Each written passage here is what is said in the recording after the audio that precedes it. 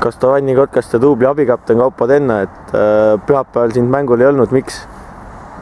Et mängisin ühte teist mängu, et oli Eesti pokkeri meistrivõistlused ja õnnestus üsna hästi esindada finaali jõuda. Ja millal finaal toimub? Finaal toimub järgmine laupäeval nüüd, et kell 1. Et saab ka, kel huvi on, saab ka netist live nii striimi vaadata, et näeb ka veel ühte jalgpallurit peale mind, et peaks olema ka Joel Lindpere platsis. Kas tiitlikaitsjad on kuidagi teine tunne ka minna peale?